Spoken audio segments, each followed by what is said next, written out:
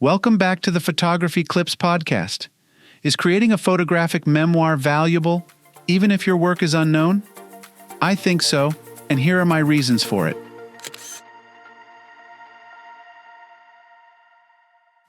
Here's a thought I've been having lately. I think it's a valuable practice for all photographers to create a photographic memoir of some sort. It could be a digital archive or a Word document with images and thoughts. You could print a book, or even a series of books to document different phases of your photography. The format doesn't matter so much. What matters is that you document your photographic history. Why should photographers do this, you ask? Well, many might consider this a useless vanity. I may even have thought that at one point or another. The logic goes like this. Memoirs are only for famous people or people who are somehow notable. If we're not famous, or we haven't done or documented something that is notable, then creating a memoir is an act of self-aggrandizement, right? A person could certainly approach it that way, I suppose, but that's not the way in which I intend to approach the subject of photographic memoirs. Instead, I think that creating a memoir can be helpful in at least a couple of different ways. To start with, it can be helpful and meaningful to your family, especially the future generations. As a genealogy buff myself, I know how difficult it can be to learn more about your ancestors. But the people descended from you will want to know what your life was like, and a collection of photographs is perhaps the ideal way to illustrate that. Unlike census records that might have many people of the same name and similar ages, this is something that can become an incontrovertible record of your life and the things you did. More than that, it's something filled with meaning. In creating a photographic memoir, a book of art deeply personal to you, essentially, you're speaking to the future generations of not only what you do with your life, but who you are. It's a wonderful insight that has the potential to become a valuable part of your family's history. Another reason to create a memoir is that, quite frankly, the overwhelming majority of photographers fade into posthumous obscurity. Of course, creating a memoir doesn't guarantee fame, and in fact, the likelihood of becoming a household name because of it is incredibly low. But even so, I have to think of photographers like Vivian Maier. She was one of the ones to have her work discovered by the right people and displayed.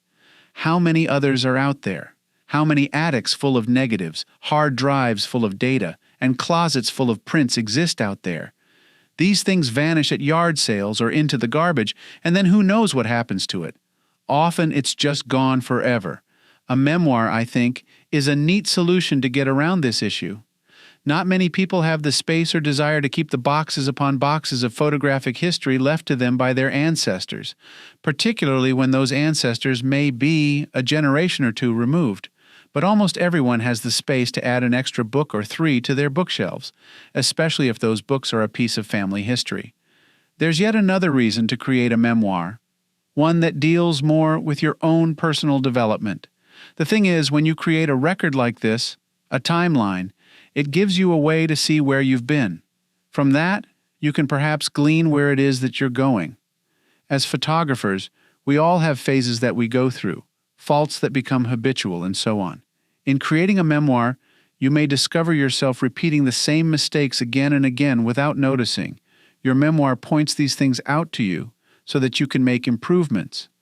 Or maybe you started out creating portraits because that was your passion, and eventually that turned into street photography, which grew into architectural photography.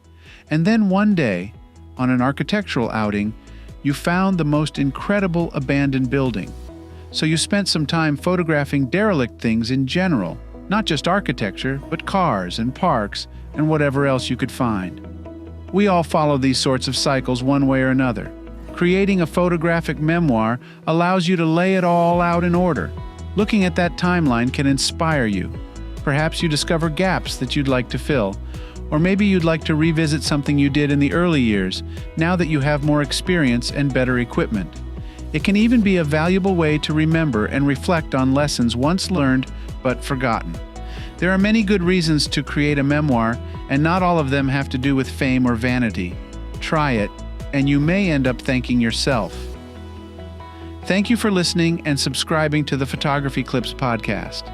If you would like to learn more about my photography, please visit photographyclips.com. I hope you have a wonderful day. Now go and enjoy the beauty of God's creation through your lens.